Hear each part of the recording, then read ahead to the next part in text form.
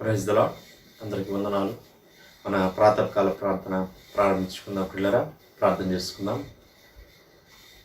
కృపాసత్య సంపూర్ణుడా, దయగల తండ్రి, మహాగరుడా, మహోన్నతుడా, జీవాధిపతి యేసయ్య, మీకే స్తుతులు స్తోత్రాలు వందనాలు చేయించుకుంటున్నాను. ఆయన దేవా మరి తండ్రి, మరొకసారి మమ్మల్ని మీరు జ్ఞాపకం చేసుకుని వేకుజావున దేవా మరి తండ్రి మీ సన్నిధిలో కూర్చొని దేవా మీ వైపు చూడడానికి, దేవా మరి తండ్రి మిమ్మల్ని స్తుతించడానికి, దేవా మీ యొక్క వాక్యాన్ని చదువుకోవడానికి, అలాగూ మీ వాక్యం వినడానికి, దేవా మరి తండ్రి మీ స్వరాన్ని వినడానికి మాకు ఇచ్చినటువంటి మంచి అవకాశం కొరకు స్తోత్రాలు చేయించుకుంటున్నాం. దేవా మరి తండ్రి ప్రభా, ఈ సమయాన్ని మా కొరకు ఆశీర్వదించమని ప్రార్థన చేస్తున్నాం. మీరే పరిశుద్ధాత్మ రూపంలో మా మధ్య మీరు సంచరించండి. దేవా కృప చూపించమని ప్రార్థన చేస్తున్నాను. దేవా మరి తండ్రి నాయన, అలాగూ మరి 91వ కీర్తన మీరు చదువుకునే సమయం అంతటి మా కొరకు ఆశీర్వదించండి. మీ వాక్కులు వాగ్దానాలు మా పక్షంగా నెరవేర్చమని ప్రార్థన చేస్తున్నాం. అలాగే మరి తండ్రి ప్రభా నాయన, ఇదిగో మరొకసారి మీ వాక్యం ద్వారా మీ సేవకుల ద్వారా మీరు మాతో మాట్లాడమని ప్రార్థన చేస్తున్నాం. మీరు మాట్లాడే దేవుడు అయినట్టున్నందుకు మీ స్తోత్రాలు. సమస్త విషయాల్లో సహాయం చేయండి. మీ నామాన్ని మహిమ తెచ్చుకోండి. చివరి ప్రార్థన ఆశీర్వాదముల వరకు మీ సన్నిధి మాకు తోడుగా ఉంచమని ప్రార్థన చేస్తున్నాం. మా కొరకు నాయన పరలోకాన్ని విడిచి భూలోకానికి దిగి వచ్చినటువంటి గొప్ప దేవ మీకు స్తోత్రాలు. క్రిస్మస్ దినాల్లో మేము ఉంటూ ఉండగా దేవా మరి తండ్రి మీలో ఇంకా దేవా గొప్ప ఆనందాన్ని, సంతోషాన్ని మేము పొందుకోవడానికి మాకు సహాయం చేయండి. దేవా మరి తండ్రి ప్రభా మరి నాయన అయ్యా, ఈ క్రిస్మస్ దినాల్లో మేము కలిగి ఉండేటువంటి ఈ యొక్క వేకుజావం ప్రార్థనలన్నిటి కొరకు స్తోత్రాలు. దేవా మరొకసారి నాయన మీ సన్నిధి మాకు తోడుగా ఉంచమని, దేవా మరి తండ్రి ప్రభా అయ్యా ఈ దినమంతటికి కావాల్సినటువంటి శక్తి బలంతో మమ్మల్ని అందరూ కూడా నింపమని, ముందున సమయం అంతటిని మా కొరకు దీవించమని, ప్రియులు వారి గృహాల్లో ప్రార్థనలో ఏకీవిస్తుండగా దేవా మరి తండ్రి మీరే ప్రతి చోట మీ సన్నిధి ప్రసన్నతను దేవా మెండుగా ఉంచి, దేవా మరి తండ్రి యొక్క క్రిస్మస్ సంతోషాన్ని, ఆనందాన్ని దేవా ప్రభా మా అందరిలో మీరే నింపమని యేసయ్య నామములో స్తుతించి ప్రార్థన చేసి అడిగి వేడుకుంటున్నాం పరలోకపు తండ్రి. ఆమేన్. పాట పాడి దేవుని నామాన్ని మహిమపరచుదాం.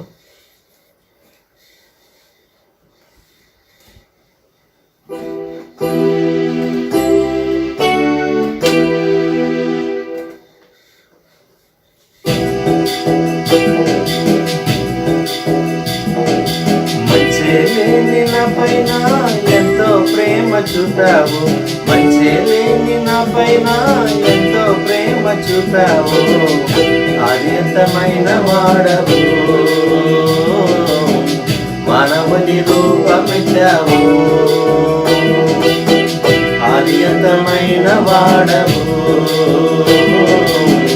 మానవుని రూపమిచ్చావు, పరలోకము వచ్చినావు భూమికి, పరలోకము నుండి దిగి వచ్చినావు భూమికి, ఎంతగా స్తుతులు పాడినా యేసు నీ రుణము తీరునా, ఎంతగా స్తుతులు పాడినా యేసు నీ రుణము తీరునా, నా పైన ఎంతో ప్రేమ చూపావు, మంచి లేని నా పైన ఎంతో ప్రేమ చూపావు, అనంతమైన వాడవు, మానవుని రూపమెత్తావు, అనంతమైన వాడవు, మానవుని రూపమెత్తావు.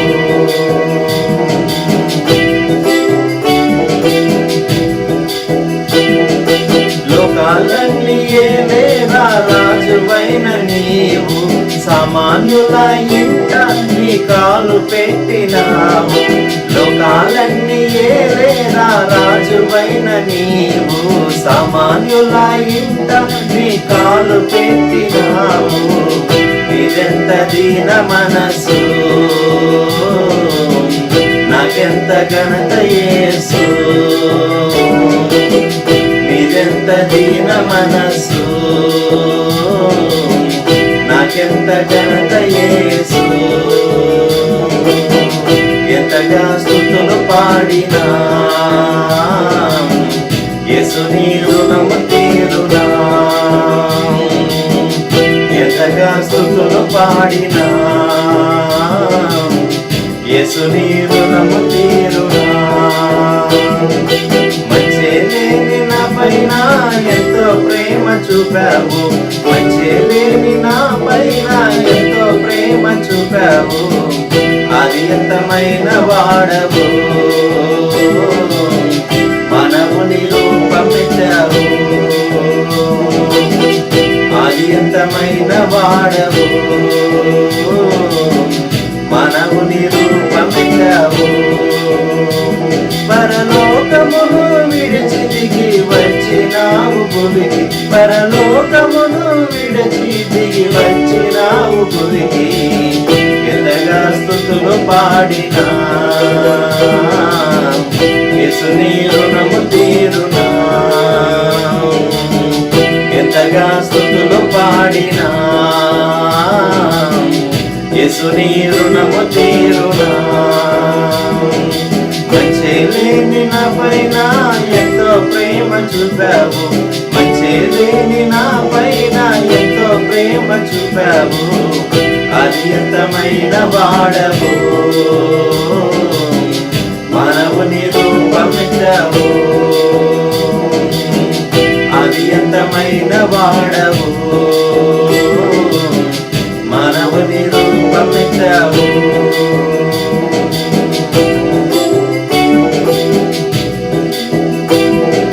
నాశనమైన నన్ను రక్షింపగోరి నీవు, వాత్సల్యము చూపి చెంత చేరుకున్నావు, వసనమైన నన్ను రక్షింపగోరి నీవు, వాత్సల్యము చూపి నా చెంత కోరినావు, నీలోన జాలి పొందే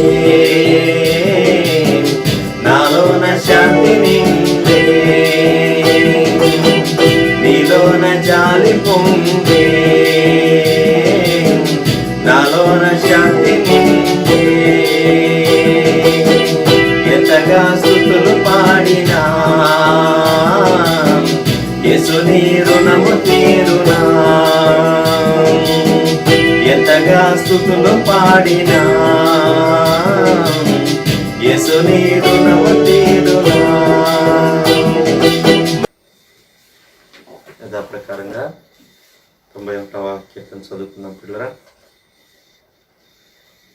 మహోన్నతుని చాటున నివసించువాడే సర్వశక్తి నీడను విశ్రమించువాడు, మహోన్నతుని చాటును నివసించువాడే సర్వశక్తి నీడను విశ్రమించువాడు, ఆయనే నాకు ఆశ్రయము నా కోట, నేను నమ్ముకున్న నా దేవుడని నేను యెహోవాని గుర్తు చెప్పుచున్నాను. ఆయనే నాకు ఆశ్రయము నా కోట, నేను నమ్ముకున్న నా దేవుడని నేను యెహోవాను గుర్తు చెప్పుచున్నాను. వేటగాని ఊరిలో నుండి ఆయన నిన్ను విడిపించును, నాశనకరమైన తెగులు రాకుండా నిన్ను రక్షించును. వేటకాని ఊరిలో నుండి ఆయన నిన్ను విడిపించును, నాశనకరమైన తెగులు రాకుండా నిన్ను రక్షించును. ఆయన తన రెక్కలతో నిన్ను కప్పును, ఆయన రెక్కల క్రింద నీకు ఆశ్రయం కలుగును, ఆయన సత్యము కీడమును డాలునై ఉన్నది. ఆయన తన రెక్కలతో నిన్ను కప్పును, ఆయన రెక్కల కింద నీకు ఆశ్రయం కలుగును, ఆయన సత్యము కేడమును డాలునై ఉన్నది. రాత్రి వేళ కలుగు భయమునకైనను, పగటి వేళ ఎగురు బాణమునకైనను, రాత్రి వేళ కలుగు భయమునకైనను, పగటి వేళ ఎగురు బాణమునకైనను, చీకటిలో సంచరించే తెగులునకైనను, మధ్యాహ్నం మందు పాడు చేయు రోగమునకైనను నీవు భయపడుకుందువు. రాత్రి వేళ కలుగు భయముకైనను, పగటి వేళ ఎగురు బాణముకైనను, చీకటిలో సంచరించి తెగులకైనను, మధ్యాహ్నం మంది పాడు చేయి రోగముకైనా నీవు భయపడకుందువు. నీ ప్రక్కన 1000 మంది పడినను, నీ కుడి పక్కన 10,000 మంది కూలినను అపాయం ఎద్దుకు రాదు. నీ ప్రక్కన 1000 మంది పడినను, నీ కుడి ప్రక్కన 10,000 మంది కూలినను అపాయం నీ ఎదుకు రాదు. నీవు కన్నులారా చూచుండగా భక్తిహీనులకు ప్రతిఫలం కలుగును. నీవు కన్నులారా చూచుండగా భక్తిహీనులకు ప్రతిఫలం కలుగును. యెహోవా నీవే నా ఆశ్రయము అని నీవు మహోన్నతుడైన దేవుడు నీకు నివాసస్థలముగా చేసుకుని ఉన్నావు. యెహోవా నీవే నా ఆశ్రయము అని నీవు మహోన్నతుడైన దేవుని నీకు నివాస స్థలముగా చేసుకుని ఉన్నావు. నీకు అపాయం ఏమీ రాదు, ఏ తెగులును నీ గుడారము సమీపించదు.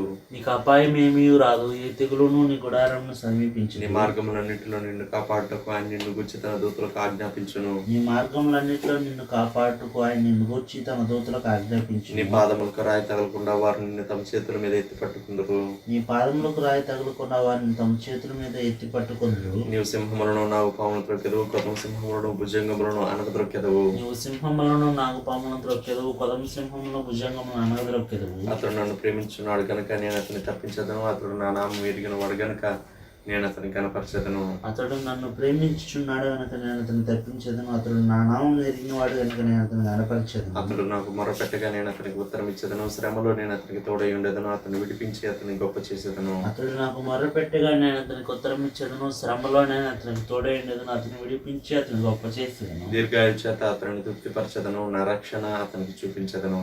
దీర్ఘాయువు చేత అతని తృప్తిపరచదను. నా రక్షణ అతనికి చూపించదను. ఆమె దేవుని వాక్యం ఉందాం పిల్లరా. రాజ్యంలో ప్రదర్శనకు వచ్చి మనకు దేవుని వాక్యాన్ని అందిస్తారు. ఈ ఉదయకాలం మత్తయి రాసిన సువార్త 2వ అధ్యాయం 1వ వచనం నుండి కొన్ని వచనాలు చదువుకుందాం. The gospel according to Saint Matthew chapter 2. రాజైన హేరోదు దినముల యందు యూదయ దేశ బెత్లెహేములో యేసు పుట్టిన పిమ్మట ఇదిగో తూర్పు దేశపు జ్ఞానులు యెరూషలేమునకు వచ్చి, యూదుల రాజుగా పుట్టినవాడు ఎక్కడ ఉన్నాడు? తూర్పు దిక్కును మేము ఆయన నక్షత్రము చూచి ఆయనను పూజింపు వచ్చితమని చెప్పిరి. హేరోదు రాజు ఈ సంగతి విన్నప్పుడు అతడును అతనితో కూడా యెరూషలేము వారందరూ కలవరపడ్డి.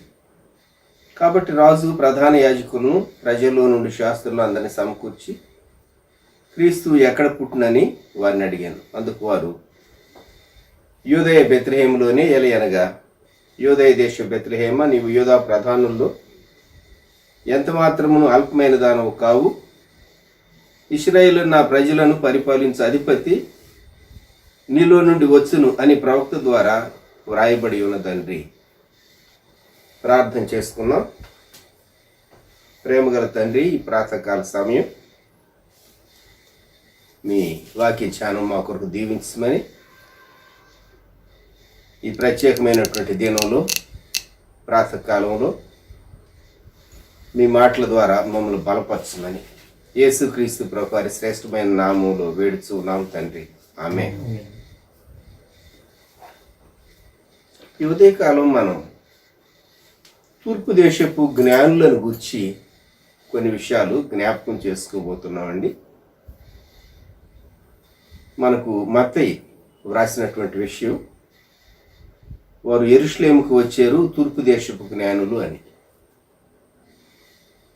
దీన్ని బట్టి మనం గ్రహించేటటువంటి విషయం ఏంటంటే,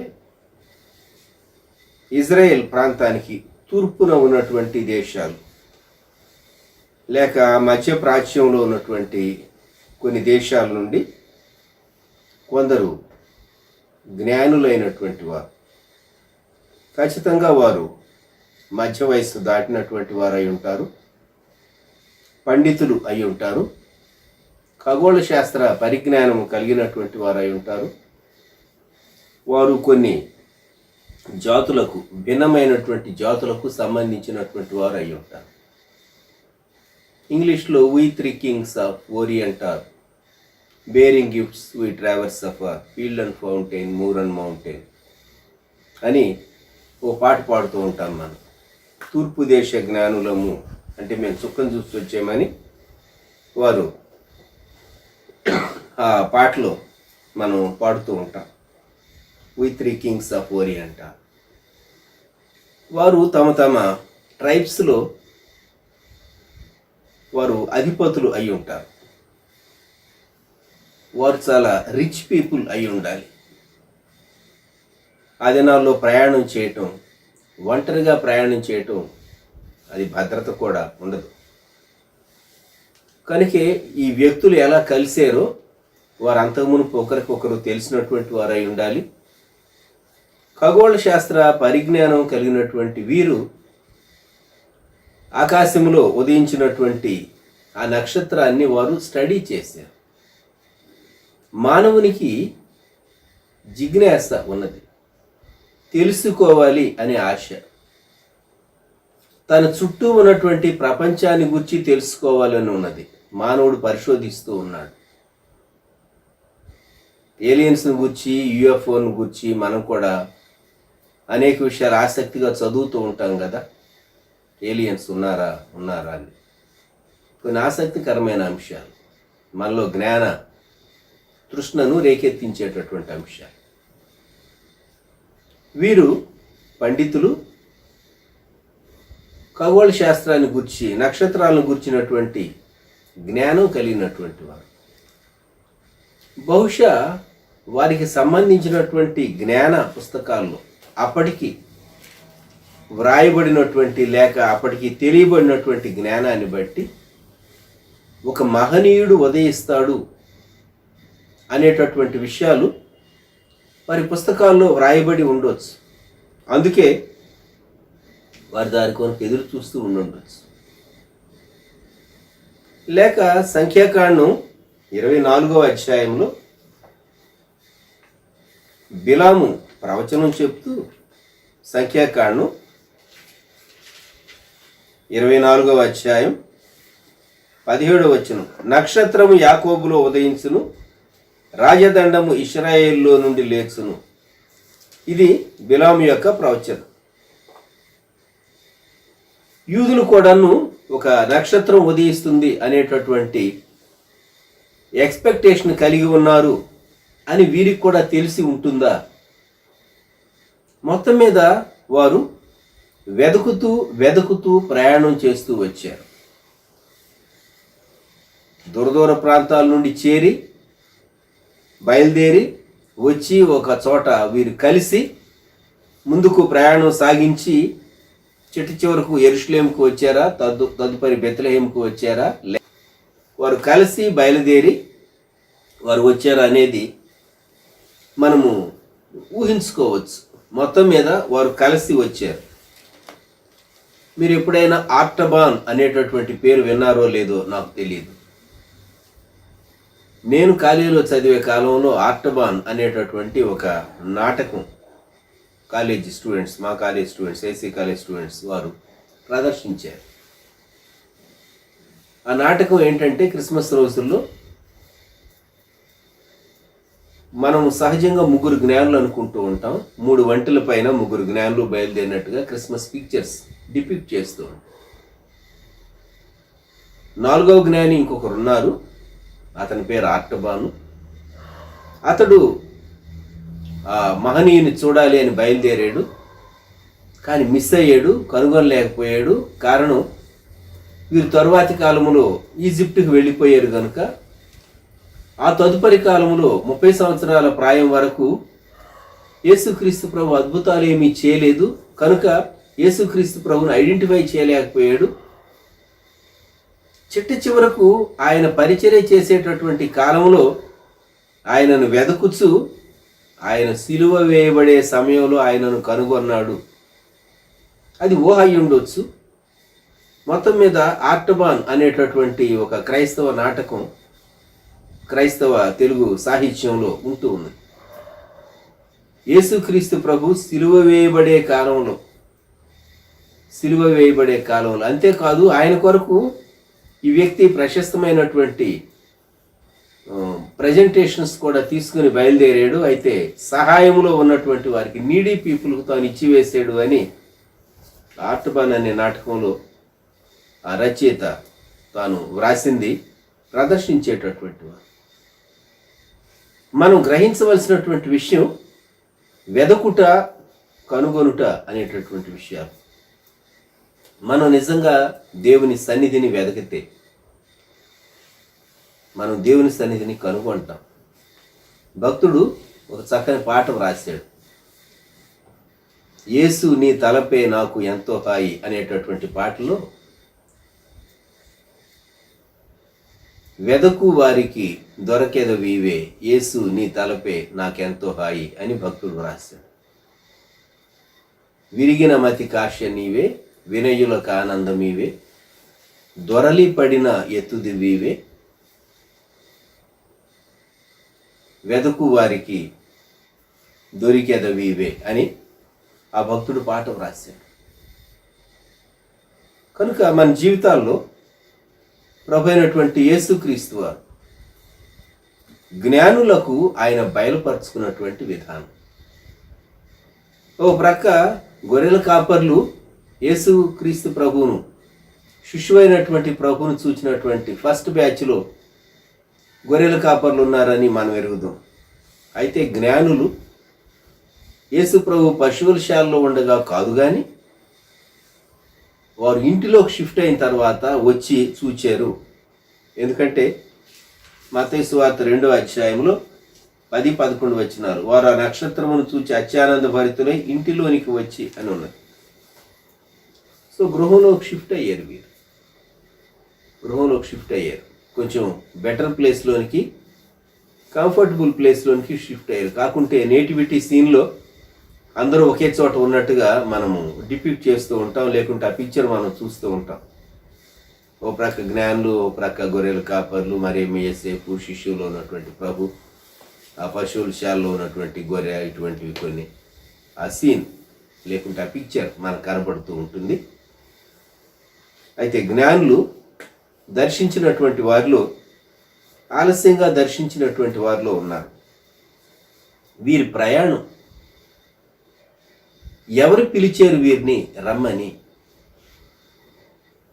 వారు ప్రేరణ కలిగి బయలుదేరి వచ్చారు. మన హృదయాల్లో దేవుణ్ణి వెదికి కనుగొనాలి, ఆయనతో సహవాసం చేయాలి అనేటటువంటి ఆశ ఉంటే ప్రభు మన ఆశను నెరవేర్చేటటువంటి వాడుగా ఉంటూ ఉన్నాడు. ఏ జనంలోనైనా వీరు యూదులు కాదు, ఖచ్చితంగా అది మనం చెప్పవచ్చు. వీరు యూదేతరులు, అంటే అన్యులు. కానీ వారి హృదయంలో ఒక జిజ్ఞాస ఉన్నది. There is thirst. ఆ గొప్ప వ్యక్తిని, మహనీయుని, ఆ పుణ్యపురుషుని చూడాలి అనేటటువంటి ఆశ కలిగినటువంటి వారుగా వీరు బయలుదేరి వచ్చారు.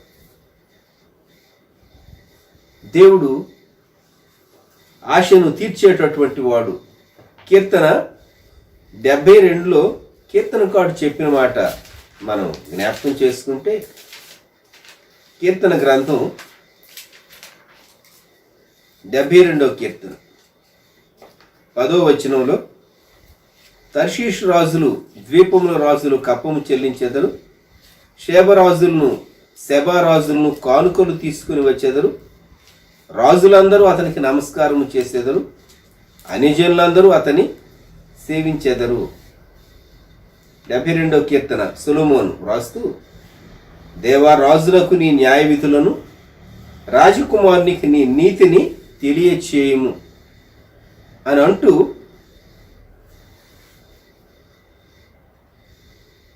15వ వచనం, అతడు చిరంజీవి యగును అన్నాడు. ఇక్కడ ఈ మెస్సియానిక్ సామ్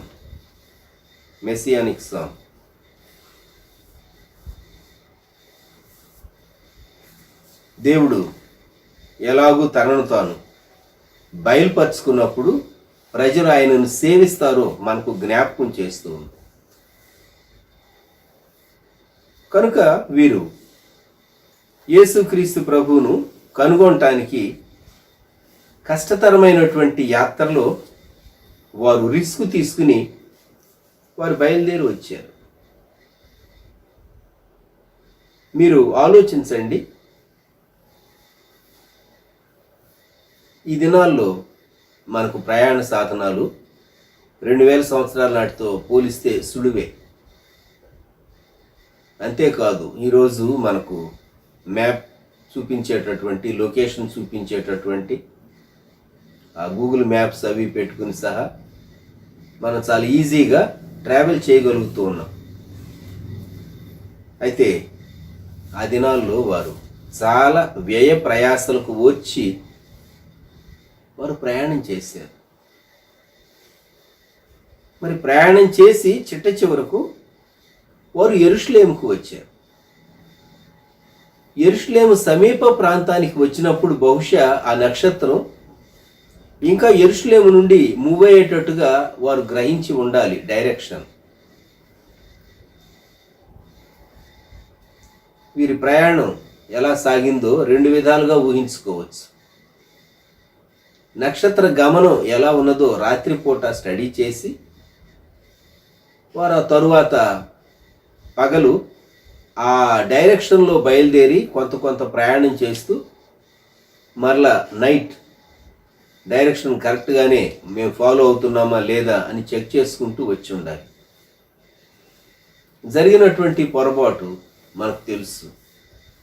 యెరూషలేము దగ్గరకు దరిదాపులకు వచ్చినప్పుడు వారు చాలా సింపుల్గా మిస్లీడ్ అయ్యారు. వారు ఏమనుకున్నారు అంటే గొప్ప వ్యక్తి జన్మించాడు, అంతేకాదు యెరూషలేము కేంద్రము, యూదుల రాజుగా పుట్టినటువంటి వ్యక్తి ఇక్కడే జన్మించి ఉండాలి అని తలంచి నేరుగా రాజుగారి ఆ గొప్ప భవనం దగ్గరకు వచ్చారు. చూడటానికి భిన్నమైనటువంటి సంస్కృతి నుండి వచ్చినటువంటి వారు, భిన్నమైనటువంటి రూపం కలిగినటువంటి వారు, వారు సుదీర్ఘ ప్రయాణం చేసి వస్తూ ఉన్నారని వారు ఎక్కినటువంటి ఒంటెలను బట్టి ఆ చుట్టూ వారిని చూచేటటువంటి వారికి అర్థమవుతూ ఉన్నది కనుక వారికి రాజుగారి దర్శనం దొరికింది. వారు వేసినటువంటి ప్రశ్న, యూదుల రాజుగా పుట్టినవాడు ఎక్కడ ఉన్నాడు? తూర్పు దిక్కును మేము ఆయన నక్షత్రము చూచి ఆయనను పూజింపవచ్చితిమి. ఆయనను చూడవచ్చితిమి అనలేదు, ఆయనను పూజింపవచ్చితిమి అన్నారు. అంటే వీరి హృదయాల్లో చాలా గొప్ప గౌరవం, హైయెస్ట్ రిగార్డ్ వారి హృదయాల్లో ఉన్నది. వీరు వెదికేరు చివరకు రాజుగారి భవనానికి వారు వచ్చారు. మన జీవితాల్లో రక్షకుడైన యేసుక్రీస్తు ప్రభువును వెదకుట, కనుగొనుట, ఆయనను చూచుట అనేటటువంటిది మన జీవితాల్లో మనము జ్ఞాపకం ఉంచుకోవాల్సినటువంటి ప్రాముఖ్యమైనటువంటి అంశం. అంతేకాదు ఈ సంగతి విన్నప్పుడు మత్తయి సువార్త 2వ అధ్యాయం 3వ వచనం, హేరోదు రాజు ఈ సంగతి విన్నప్పుడు అతడును అతనితో కూడా యెరూషలేము వారందరూ కలవరపడి. కలవరం ఎందుకు? క్రిస్మస్ యెరూషలేములో వారికి హేరోదుకు కలవరాన్ని కలిగించింది. కరోనా పరిస్థితుల మధ్య మేము క్రిస్మస్ సెలబ్రేట్ చేసుకున్నాం అని, కరోనా క్రిస్మస్ అని మన చరిత్రలో రాసుకోవచ్చు. మొట్టమొదటి క్రిస్మస్ ప్రభువైన యేసుక్రీస్తు వారు జన్మించినప్పుడు యెరూషలేములో ఉన్నటువంటి వారికి అది కలవరాన్నే కలిగించింది. అది కలవర క్రిస్మస్. రాజు పుట్టాడా? ఎక్కడ పుట్టాడు? ఎదోమీయుడు, హాఫ్ జ్యూ హేరోదు ఇక్కడ సింహాసనం మీద ఉన్నాడు. నేను యూదుల రాజునైతే వేరొక రాజు జన్మించాడా? ఇది ఎలాగూ సాధ్యం అనేటటువంటి ఒక పెద్ద ప్రశ్న వచ్చింది. అందువల్లనే కలవరం కలిగింది. హేరోదు రాజు ఈ సంగతి విన్నప్పుడు అతడును అతనితో కూడా యెరూషలేము వారందరూ కలవరపడిరి. ఈ మాట దయచేసి జ్ఞాపకం ఉంచుకుందాం. ప్రియమైనటువంటి వారులారా, ఈ ఉదయకాలం జ్ఞానులు యెరూషలేముకు వచ్చి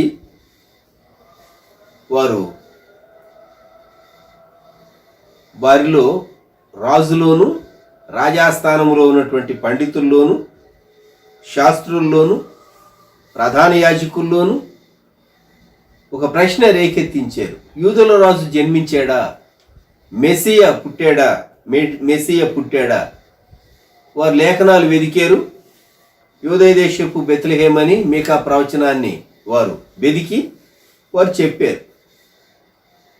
చెప్పారు కానీ ఆ ప్రధాన యాజకులు కానీ శాస్త్రులు కానీ ఈ జ్ఞానులతో పాటు మేము కూడా వెంటనే వెళతాము అనేటటువంటి ప్రయత్నం వారు ఏమీ చేయలేదు. రాజు మాత్రం తన అధికారం సుస్థిరంగా ఉండటానికి తాను యుక్తితో వారి ముందు ఒక ప్రపోజల్ పెట్టాడు. 8వ వచనం, మీరు వెళ్ళి ఆ శిష్యు విషయమై జాగ్రత్తగా విచారించి తెలుసుకొనగానే నేను వచ్చి ఆయనను పూజించినట్లు నాకు వర్తమానం తెండని చెప్పి వారిని బెత్లెహేమునకు పంపారు. రూట్ అంతా చెప్పారు. వెళ్ళటానికి జాగ్రత్తలు కూడా చెప్పుంటారు. అన్నీ చెప్పి వారిని పంపారు కానీ వారితో ఎవరు భటులను పంపలేదు. దేవునికి స్తోత్రం. ఈ జ్ఞానులు ఎవరో వీరు పాపం చాలా ప్రయాసపడి వచ్చారు అని వారి మీద జాలిపడ్డారేమో. అయితే 9వ వచనం, వారు రాజు మాట విని బయలుదేరిపోవచ్చుండగా ఇదిగో తూర్పు దేశమున వారు చూచిన నక్షత్రం ఆ శిశువు ఉండిన చోటికి మీదుగా వచ్చి నిలిచి వరకు వారికి ముందుగా నడిచారు. ఈ పర్యాయం తమ జ్ఞానాన్ని బట్టి వారు రాజుగారి ఆస్థానానికి వెళ్ళి సమస్య తెచ్చారు. కానీ దేవుడు కనికరించి చక్కగా తన నక్షత్రం ద్వారా వారిని బెత్లెహేముకు నడిపించాడు. 10వ వచనం, వారు ఆ నక్షత్రమును చూచి అత్యానంద భరితులై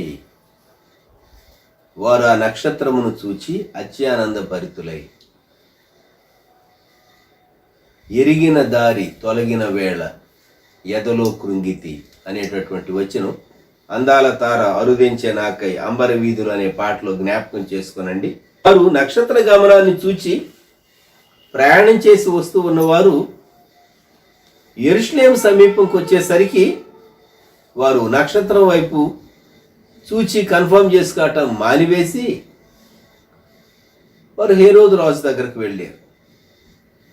అయితే తిరిగి వారు ఆ నక్షత్రాన్ని కనుగొన్నప్పుడు చక్కగా బెత్లెహేము వారు చేరినప్పుడు వారి హృదయంలో ఆనందం వెల్లివిరిసింది.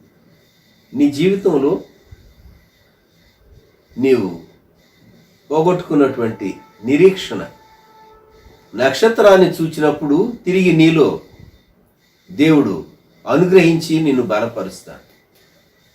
కొందరు ఆత్మీయ జీవితంలో వారి యొక్క స్థాయిని పోగొట్టుకుంటూ ఉంటారు, వారి సంతోషాన్ని పోగొట్టుకుంటూ ఉంటారు, వారి సమృద్ధి ఆత్మ నడిపింపును పోగొట్టుకుంటూ ఉంటారు. కొన్నిసార్లు డిటాచ్ అయిపోయినట్టుగా దేవునితో సంబంధం తెగిపోయినట్టుగా ఫీల్ అవుతారు వారికి జరిగినట్టు. ఎందుకంటే వారు హేరోదు రాజు దగ్గరకు వెళ్ళినప్పుడు వారి మనసులో ప్రశ్నలు ఉన్నాయి. అయితే తిరిగి బయటికి వచ్చి నక్షత్రాన్ని చూచినప్పుడు వారికి హృదయంలో సంతోషం కలిగింది. దేవుడే నీ జీవిత ప్రతి పరిస్థితికి చాలినటువంటి దేవుడు, చక్కగా నడిపించేటటువంటి వాడు. ఆయన మనకు చాలినటువంటి వాడు, ఇహపరములకు చాలిన వాడు ప్రభువైనటువంటి యేసుక్రీస్తు వారు. ఈ ఇంటిలోనికి వచ్చారు. 10-11 వచనాలు మత్తయి సువార్త 2. వారు ఆ నక్షత్రమును చూచి అత్యానంద భరితులై ఇంటిలోనికి వచ్చి తల్లి అయిన మరియను ఆ శిశువును చూచి, అక్కడ కామాలు పెట్టబడి ఉన్నాయి గమనించండి. వచ్చి, చూచి, యేసుక్రీస్తు ప్రభును వారు చూచారు. శిశువైనటువంటి యేసులో వారు ఏం కనుగొన్నారు?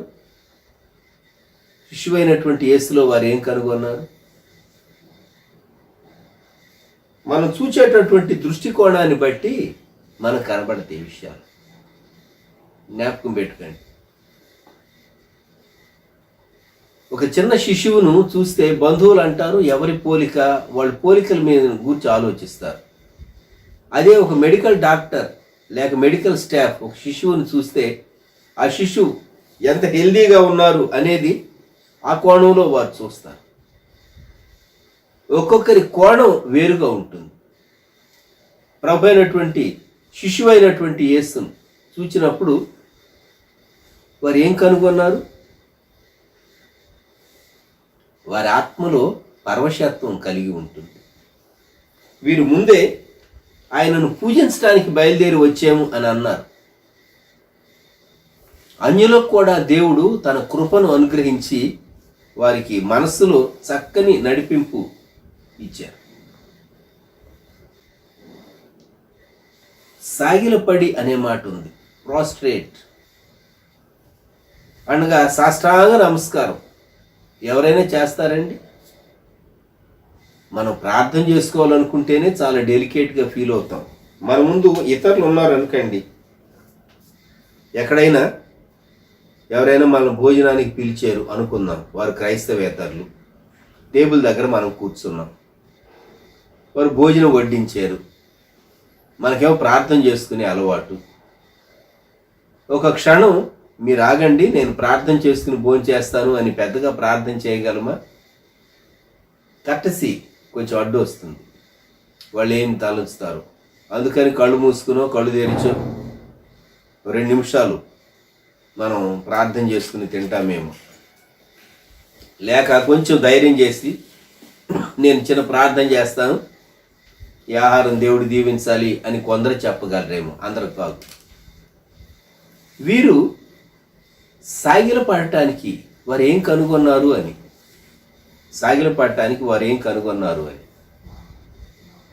అంతము వరకు వారు తమ యాత్రలో ఆ శిశువును చూచే వరకు ప్రయాణం సాగించారు. యేసు ప్రభువు చెప్పాడు మత్తయి సువార్త 24:13, అంతం వరకు సహించిన వాడే రక్షింపబడును అని.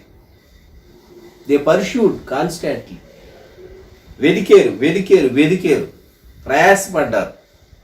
చిట్ట చివరకు శిశువును చూచారు. వారు తమ ప్రయాసంతా మర్చిపోయారు. వారు తమ ఎంతసేపు అలాగూ చూస్తూ ముగ్ధులైపోయి ఉన్నారు ఊహించుకోనండి ఒకసారి. అందుకే వారు సాగిలపడ్డారు. ఆ శిశువును చూచి వారు సాగిలపడ్డారు. విచిత్రమైనటువంటి శాంతి, అనుభూతి, ప్రసన్నత అక్కడ వారు అనుభవించి ఉండాలి. దేవుని ఆత్మ వారిని సంధించినట్టుగా వారికి అర్థమైపోయింది. ఇది ఒక అనుభవం. క్రైస్తవ్యం, tasting Christ and his love and his presence, it's an experience. ఏదో ఒక ఫిలాసఫీ కాదు, it is something greater, something deeper, something more than that. వారు ప్రభు అయినటువంటి శిశువు అయినటువంటి యేసుక్రీస్తును వారు చూచినప్పుడు సాగిలపడ్డారు. ఆయనను పూజించి అని వ్రాయబడినది. శిశువును పూజించటానికి ఆయనను మరి తమ భాషలో లేక తమకు అర్థమైనటువంటి లాంగ్వేజ్లో, తాము తెలిసినటువంటి భాషలో ఎలాగో ప్రభువును ఆరాధించారు. కానీ మొత్తం మీద వారు హయ్యెస్ట్ ఆనర్, రిగార్డ్ యేసుక్రీస్తు ప్రభువుకు, శిశువైనటువంటి ప్రభువుకు వారు ఇస్తూ ఆయన ఎదుట సాగిలపడ్డారు. కొన్ని మార్లు ఎవరైనా మీకంటే పెద్దవారు మిమ్మల్ని సహాయం అడగాల అన్నారు అనుకోండి. కొన్ని మార్లు పెద్దవాళ్ళు ఏం చేస్తారంటే తమకంటే చిన్నవారిని వాళ్ళ చేతులు పట్టుకుని, ఏమనుకోవద్దు, నేను మీ చేతులు పట్టుకుని అడుగుతున్నాను, మీ కాళ్ళు అనుకోండి అవి, దయచేసి మీరు నాకు సహాయం చేయాలి అని కొంతమంది అంటే, ఆ సహాయం చేసే స్థితిలో ఉన్న వాళ్ళు ఎలా ఫీల్ అవుతారు? భలే వాళ్ళండి పెద్దవాళ్ళు, మీరు అలా అడగకూడదు, మీరు నన్ను ఇంతగా ప్రాధేయపడాలా, లేకుంటే ఇంతగా నన్ను అడగాల అని వారు అనొచ్చు. ఇక్కడ శిశువును చూచి సాగిలపడటం ఒకసారి ఊహించుకుందాం మనం. ఆ దృశ్యం మీ మనోపలకం మీదకి రానివ్వండి. వీరు తమ తెగలో ఆధిక్యత కలిగినటువంటి వారే, అందరి దగ్గర గౌరవము మన్నన పొందేటటువంటి వారే, ఇతరుల యొక్క గౌరవాన్ని కమాండ్ చేసేటటువంటి వీరు శిశువైనటువంటి యేసుక్రీస్తు ప్రభు ఎదుట సాగిలపడి ఆయనను పూజిస్తూ ఉన్నారు. ఎంత గొప్ప సంగతి అండి, ఎంత గొప్ప సంగతి. అంతేకాదు తమ పెట్టెలు విప్పి బంగారమును, సాంబ్రాణిని, బోళమును కానుకలుగా ఆయనకు సమర్పించేది. మనము అర్పణలను బట్టి వారు 3 అయి ఉంటారు అని మనం సహజంగా ఊహిస్తూ ఉంటాం. వారి సంఖ్య వ్రాయబడలేదు. వారి అర్పణలను బట్టి వారు ఆయనను పూజించుట కొరకు శ్రేష్టమైనటువంటి వాటిని వారు సిద్ధం చేసుకుని వచ్చారు. బంగారం అన్నిటికంటే విలువైందిగా మనం ఎంచుతాం. ఇప్పుడు ప్లాటినం కూడా వచ్చిందనుకోండి. ఆ కాలంలో బంగారం, దేవా నాకు కలిగిందంతా నీదే, లేక నీవు నాకు అందరికంటే శ్రేష్ఠుడవు, నీకంటే నాకు ఎక్కువైన వారు ఎవరూ లేరు. అది బంగారం. మనకు చూపించేటటువంటి ఆత్మీయ అర్థం. నీవు రాజువు, నీవు రాజువు అని ఒక అన్యులు శిశువైనటువంటి ప్రభువును చూచి వారు తెలియకనే బంగారం అర్పించట్లో దేవాది దేవుడు ఒక శ్రేష్టమైనటువంటి విషయాన్ని వెల్లడిపరిచాడు వారి అర్పణల ద్వారా. ఇంకొక అర్పణ సాంబ్రాణి, ఇన్సెన్స్, ఫ్రాంకిన్సెన్స్. ధూపం వేసేటప్పుడు సాంబ్రాణిని వాడతారు. 141వ కీర్తనలో కీర్తనకారుడు వ్రాసినటువంటి మాట మనం జ్ఞాపకం చేసుకుందాం. 141వ కీర్తన 2వ వచనం. నా ప్రార్థన ధూపం వలెను, నేను చేతులెత్తుట సాయంకాల నైవేద్యం వలెను నీ దృష్టికి అంగీకారములగునుగాక. దేవా, నేను ప్రార్థిస్తూ ఉన్నాను. ప్రార్థనా ధూపం. యేసుక్రీస్తు ప్రభు యాజకుడు. ఆయన రాజు, రారాజు, ఆయన యాజకుడు, ప్రధాన యాజకుడు ఆయన. కనుక ప్రధాన యాజకుడు అయినటువంటి ప్రభువుకు ఈ ఫ్రాంకిన్సెన్స్, సాంబ్రాణిని వారు అర్పించారు. 3వది బోళం. బోళం అనేది అరుదుగా వాడతారు, అరుదుగా వాడతారు. ఇంకా చెప్పాలి అంటే ఏదైనా చెడిపోకుండా ఉండటానికి బోళాన్ని వాడి ఆ బాడీస్ని ప్రిజర్వ్ చేసేటటువంటి పరిస్థితి ఈజిప్షియన్ కల్చర్లో ఉంది. యూదులు కూడా ఆ పని చేసేటటువంటి వారు. జన్మించినటువంటి శిశువు ఆయన మరణించి బోళముతో ఆయన దేహము సిద్ధపరచబడి రాతి సమాధిలో ఉంచబడుతుంది అనేది జరుగక మునిపే, ఆ చరిత్ర అంతా జరుగక మునిపే తెలియకనే ఆయనకు అర్పించబడినటువంటి అర్పణల్లో బోళాన్ని మనం చూస్తాం.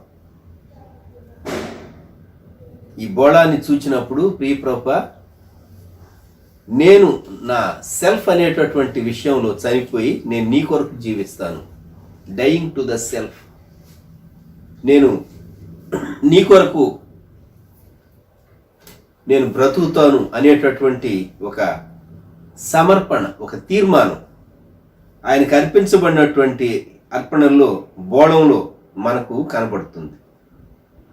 కనుక యేసుక్రీస్తు ప్రభు వారికి చాలా విలువైనటువంటి కానుకలు వారు తీసుకుని వచ్చారు. విలువైనటువంటి కానుకలు తీసుకుని వచ్చారు. హేరోదు అన్నారు కదా, ఆయనను పూజింపవచ్చితిమి, ఆయనను పూజింపవచ్చితిమి. హేరోదు ముందు అంత యథార్థంగా వారు కన్ఫెస్ చేయవలసినటువంటి అవసరం ఉన్నదా? ఆలోచించండి. మేము మాకున్నటువంటి పరిజ్ఞానాన్ని బట్టి ఆ గొప్ప వ్యక్తి జన్మించాడు ఎవరో, మేము ఆయన చూడటానికి వచ్చాం అంటే అది వేరుగా ఉండేది. తమ స్టేటస్ తగ్గించుకోవటం అక్కడేం ఉండేది కాదు. కానీ ఆయనను మేము పూజించడానికి వచ్చామనే మాట రాజుకు చాలా షాకింగ్ అనిపించి ఉండాలి. హేరోదుకు ఎంతో షాకింగ్ అనిపించింది. అందుకే మీరు ఆయనను పూజించి నేను కూడా వచ్చి ఆయనను పూజిస్తాను. 8వ వచనం, నేనును వచ్చి ఆయనను పూజించినట్లు నాకు వర్తమానం తెండని చెప్పి వారిని బెత్లెహేమునకు పంపాను. నిజంగా హేరోదు మెస్సియను వచ్చి చూచి పూజించడానికి ఉద్దేశం ఉన్నదా? లేదు. అయితే చాలా యుక్తితో ఆ మాట చెప్పాడు. అందుకే యేసుక్రీస్తు ప్రభువును వీరు కనుగొన్న తరువాత, వారు పూజించిన తరువాత 12వ వచనం, తరువాత హేరోదు వద్దకు వెళ్ళవద్దని స్వప్నమందు దేవుని చేత బోధింపబడిన వారై. ఇక్కడ యేసుక్రీస్తు ప్రభువును ఆరాధించిన వెనుక సమృద్ధి ఆత్మ నడిపింపు వారు చూడగలిగారు. జ్ఞాపకం పెట్టుకుందాం. ఒక నూతనమైనటువంటి మార్గంలో వారు తిరిగి తమ దేశానికి వెళ్ళారు అని వ్రాయబడింది. ఖచ్చితంగా వారు యేసుక్రీస్తు ప్రభువును చూచిన తర్వాత, శిశువైనటువంటి ప్రభువును చూచిన తర్వాత వారి జీవిత విధానం మారిపోయింది. రోమీలకు వ్రాయబడినటువంటి పత్రిక ఆఖరి అధ్యాయం 16వ అధ్యాయం 25వ వచనం. సమస్తమైన అన్యజనులు విశ్వాసమునకు విధేయులగునట్లు అనాది నుండి రహస్యముగా ఉంచబడి ఇప్పుడు ప్రత్యక్షపరచబడిన మర్మము నిత్యదేవుని ఆజ్ఞ ప్రకారము ప్రవక్తల లేఖనముల ద్వారా వారికి తెలుపబడి ఉన్నది. దేవుడే వీరికి ఈ విషయాన్ని వెల్లడిపరిచాడు. వారిలో ఆశ కలిగింది, ఆశను దేవుడు తీర్చాడు, వారి ఆకాంక్ష నెరవేరింది. జ్ఞానుల నుండి మనం మన జీవితంలో నేర్చుకునేటటువంటి చక్కని పాఠం, నీ హృదయంలో తృష్ణ ఉన్నదా? కొంతమంది మనుషులకు ప్రపంచంలో ఆయా దేశాలకు వెళ్ళాలి, ఈఫిల్ టవర్ ఎక్కాలనో లేకుంటే నయాగరా జలపాతాన్ని చూడాలనో లేకుంటే ప్రపంచంలో అతి ఎత్తైనటువంటి పర్వతాలకు దగ్గరకు వెళ్ళి చూడాలనో లేక వింతైనటువంటి విషయాలను చూడాలనో మనిషికి ఆశ ఉంటుంది. వింతలను, ప్రపంచ వింతలను చూడాలి, లేకుంటే ప్రపంచంలో గొప్ప గొప్ప పేరుగాంచినటువంటి స్థలాలను చూడాలి అనేటటువంటి ఉద్దేశాలు మనుషులకు ఉంటాయి. అయితే శ్రేష్టమైనటువంటి ప్రభు ఆయన చూడదగిన వాడు, ఆయన మనోహరమైనటువంటి వాడు, ఆయన పూజింపదగినటువంటి వాడు. నీవు అనేక స్థలాలకు, టూరిజం అనేది ఒక పెద్ద ఆదాయ వనరుగా కొన్ని దేశాలకు ఉంటూ ఉన్నది. ప్రపంచంలో పలానా దేశం యొక్క ఆదాయంలో 15% లేక 10%, 20% టూరిజం ద్వారా వస్తూ ఉంటుంది అని కొన్ని దేశాల గురించి మనం వింటూ ఉంటాం. పర్యాటక రంగం మనుషులకు వెళ్ళాలి, చూడాలి, మనోహరమైన సుందరమైనటువంటి దృశ్యాలు, ప్రకృతిలో ఉన్న వాటిని. మన ఆంధ్రప్రదేశ్లో అరకు వ్యాలీ వెళుతూ ఉంటారు, లేకుంటే కొందరు తిరుపతి ఆ ప్రాంతాల్లో కాంబా హిల్స్ అనుకుంటారు, అక్కడికి వెళుతూ ఉంటారు, ఇంకెక్కడెక్కడికో. మన రాష్ట్రంలో కూడా కొన్ని దర్శనీయమైనటువంటి స్థలాలకు పర్యాటకులు వెళుతూ ఉంటారు. యేసుక్రీస్తు ప్రభు ఆయన చూడదగిన వాడు మాత్రమే కాదు, ఆయన వినదగిన వాడు, పూజింపదగినటువంటి వాడు. మన జీవితానికి పరమార్థం ఆయనను చూస్తే మనకు తెలుస్తుంది. ఎప్పుడైతే ఈ జ్ఞానులు యేసుక్రీస్తు ప్రభువును, శిశువుగా ఉన్నటువంటి ప్రభువును చూచారో దేవుని ఆత్మతో వారు అనుసంధానం అయ్యారు. ప్రియమైనటువంటి సోదరుడా, సోదరి, ప్రియమైనటువంటి విశ్వాసి, అబ్రహాము ఎలాగూ దేవునికి స్నేహితుడు అయ్యారో వీరు శిశువైనటువంటి యేసుక్రీస్తు ప్రభువుకు స్నేహితులు అయ్యారు. They became friends of Christ. యేసుక్రీస్తు ప్రభువుకు శిష్యులుగా ఆయనను పూజించడం ద్వారా, మరి విశేషంగా స్నేహితులుగా వారై లోకానికి వారు కనుబరిచింది వెదకుట, కనుగొనుట, ఒప్పుకొనుట అనేటటువంటి విషయాలు. జ్ఞానుల జీవితాలను మనం చూచినప్పుడు వారి జీవితాల నుండి మనం నేర్చుకోదగినటువంటి సత్యాలు. అంతేకాదు వారు అర్పించినటువంటి అర్పణలు, వారు ప్రయాణం ఎంత ఖర్చు పెట్టి వారు ప్రయాణం చేసి ఉంటారు,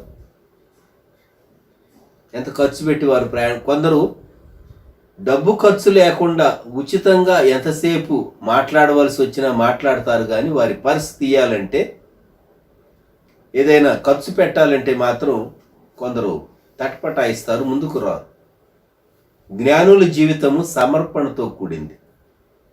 జ్ఞానుల యొక్క ప్రయాస, వారు వెదికిన ప్రయాణం చేసినటువంటి విధానం అది ఆదర్శవంతమైంది. మనం 2000 సంవత్సరాల యువతలు ఉన్నాం. యేసుక్రీస్తు ప్రభు ఎంత శ్రేష్టమైన వాడో మనకు తెలుసు. ఆయన కొరకు నీవెంత త్యాగం చేయటానికి ఈ క్రిస్మస్ దినాల్లో ఆయన కొరకు జీవించే విషయంలో, ఆయనను పూజించే విషయంలో, ఆయన కొరకు అర్పించే విషయంలో, నిన్ను నీవు ఆయన కొరకు అర్పించుకునే విషయాల్లో పట్టుదల మనం కలిగి ఉన్నామో దయచేసి జ్ఞాపకం చేసుకుందాం. తలలు వంచుదాం, ప్రార్థన చేసుకుందాం. ప్రేమగల మా తండ్రి, పరిశుద్ధ ప్రభువా, గొప్ప దేవ, మా రక్షక, మీకు వందనములు, స్తుతులు, స్తోత్రములు సమర్పిస్తూ ఉన్నాం. ఈ దినం ప్రత్యేకంగా జ్ఞానులు మిమ్మల్ని ఎలాగూ వెదకి కనుగొని మీ ఎదుట సాగిలపడి మిమ్మల్ని ఆరాధించి కానుకలు అర్పించి ఒక శ్రేష్టమైన మాదిరి మా కొరకు ఉంచారు. వారి జీవితంలో నుండి మీరు మాతో మాట్లాడినటువంటి సంగతులు మా హృదయమందు భద్రపరిచి మా జీవిత అన్ని పరిస్థితులు మేము మిమ్మల్ని ఆరాధించే ప్రజలంగా మేము కొనసాగుటకు కృప దయచేయమని మా రక్షకుడు ప్రభువైన యేసుక్రీస్తు వారి శ్రేష్టమైన నామములోనే ప్రార్థించి స్తుతించి వేడుచూ ఉన్నాము తండ్రి. ఆమేన్. మన ప్రభువైన యేసుక్రీస్తు వారి కృప, దేవుని ప్రేమ, పరిశుద్ధాత్ముని అన్యోన్య సహవాసం సదాకాలం మనకు తోడై ఉండును గాక. ఆమేన్.